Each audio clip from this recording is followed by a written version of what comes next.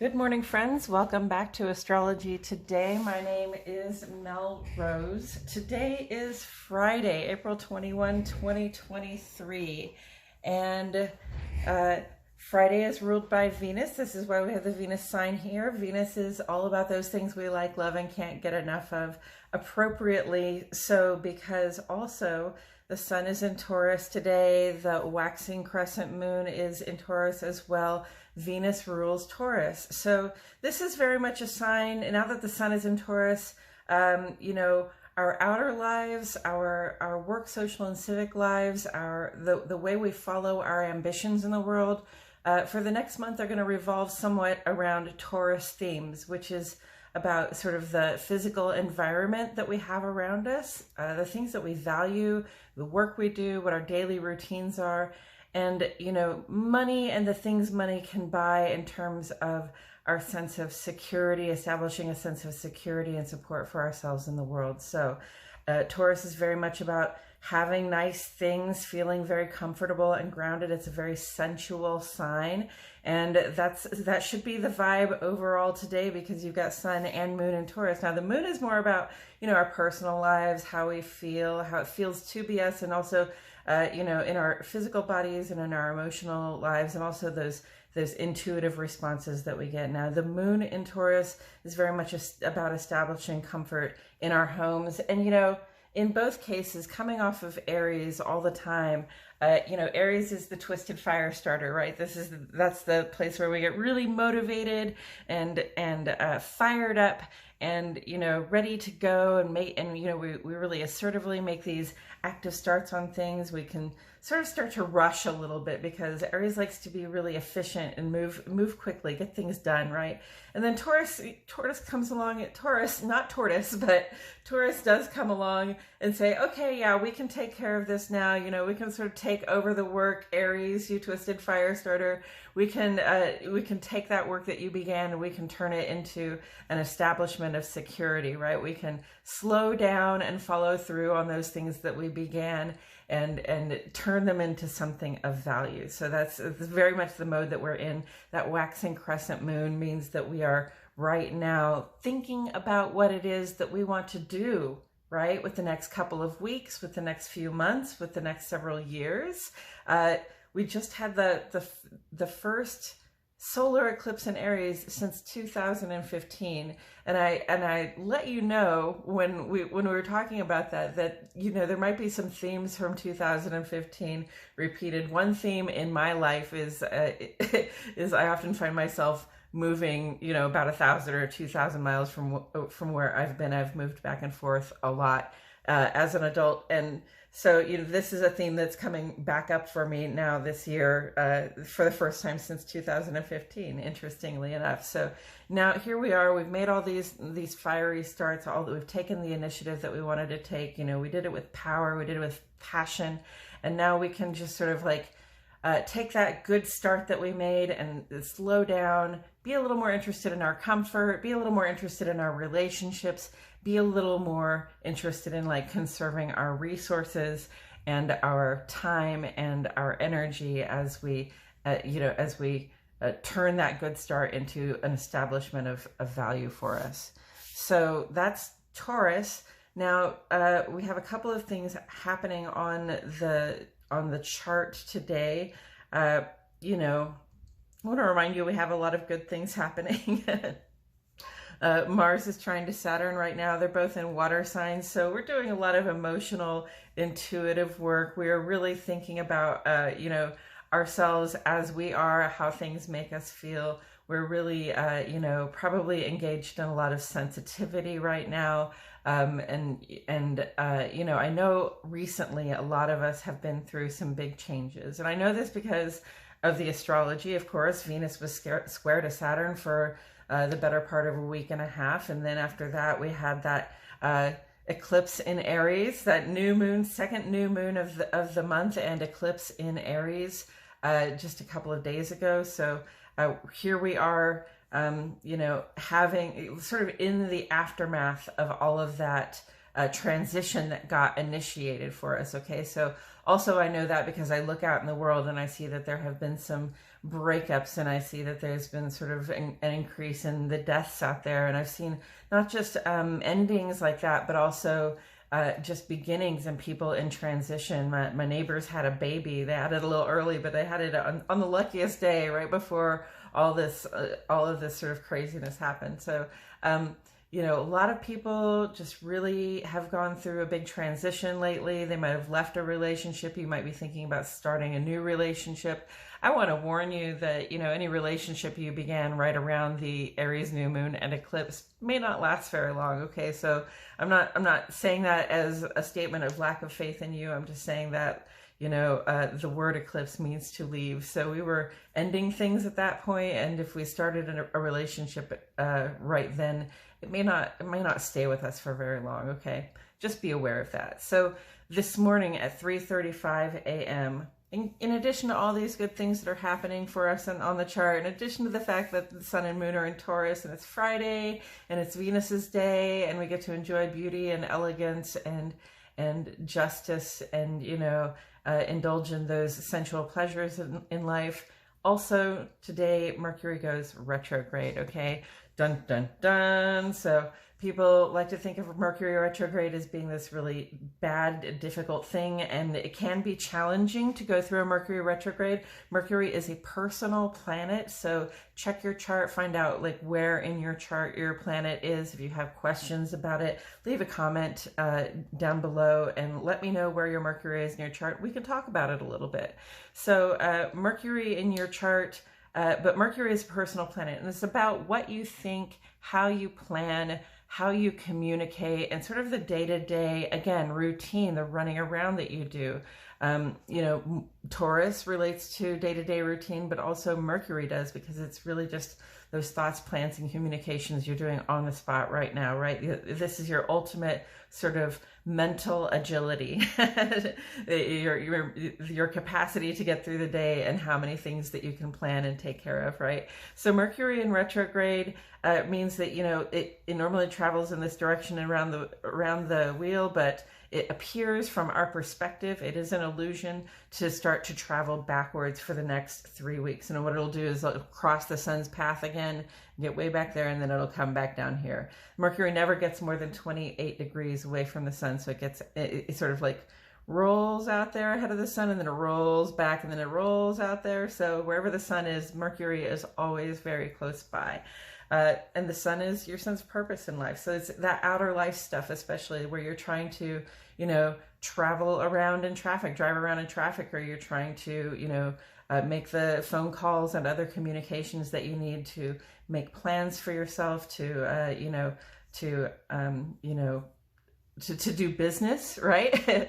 To take care of business, either the business of the home, but especially the business of your work, social, and civic sphere. So what Mercury retrograde can bring about is shakeups in those plans and communications, okay? There's some miscommunication that comes across.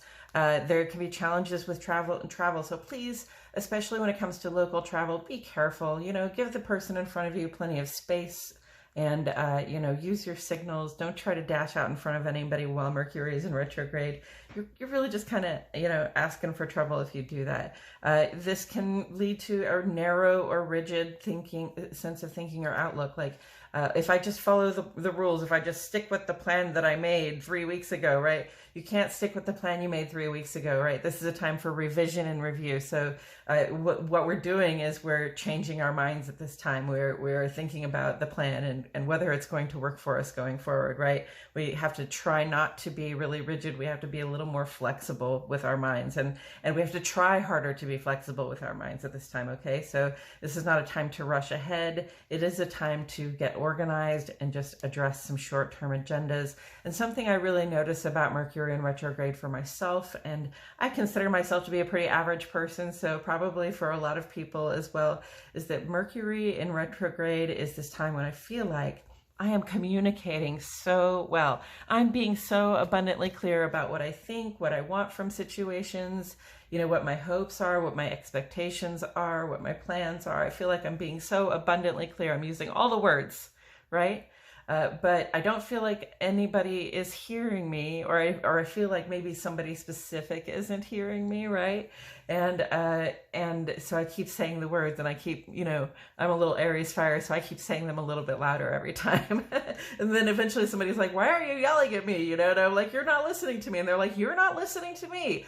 Aha. Okay. So part of communication is listening. All right. And that's the thing that we forget to do when Mercury is in retrograde. We think, okay, if I'm just really clear in my communications and tell people what I am doing, what I think, then everything will be okay. Okay. But Mercury retrograde is, it's about communication. It's about the sort of the flip side of communication, right? So this is our time when we have to really try to practice listening. Okay. Listen to your partners, listen to your work cohort, your friends, and also the people just in your civic sphere. Pay attention, right? Get the read on what's going on with other people so that you can respond appropriately, right? And when you listen to other people, you will find that they are more willing to hear what you have to say as well. So just listen, and then demonstrate that you're listening. Hey, this is what I heard you say, right?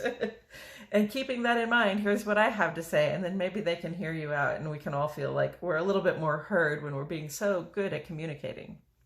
So that's Mercury retrograde. It lasts 3 weeks. And it happens 3 or 4 times a year. We'll have 2 more this year. We were in Mercury retrograde when we entered the year, and we will also be in a Mercury retrograde when we leave the year this year again too. It's going to be on, over spanning the new year. So that's always fun to enter a new year in retrograde. But this is 3 weeks. Just take this time to review, reflect, think about what your plans are in light of recent changes, right? We had that Venus square Saturn and that eclipse, people have really been in transition. And if you're not noticing that transition in your life right now, it's probably just happening in more subtle ways. Check your chart to see where to see where that eclipse happened. Check your chart to see where your Mercury is while it's retrograde right now. And please let me know in comments if you have any questions about your personal chart or just about Mercury retrograde in general.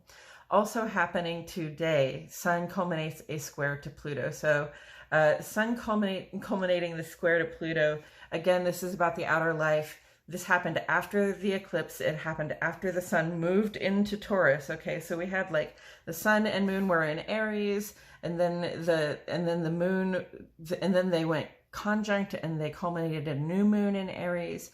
And then after that, we had the eclipse on the Aries new moon. And then directly after that, just a few minutes later, that moon moved into Taurus, and the moon went square to Pluto, and then the sun went into Taurus, and now the sun is square to Pluto. So this is like, okay, we're tying up these transitions right now. We're bringing an end to it. We're dealing with our discoveries and revelations. And because of the square energy, we may be feeling a bit challenged about the discoveries and revelations that have come up over the last week or so. All right.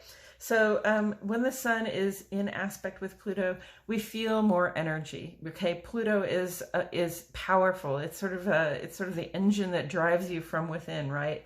And the sun is the engine that drives you from without. It's the stuff that you're engaged in the world. So we have an increase in energy. We have an increase in power and motivation, and that's really positive. We may have feel more of a desire for recognition and influence at this time, and that can go a little bit either way depending on how you're handling it, right? And on the more negative side, because this is a square, so it is a challenge, right?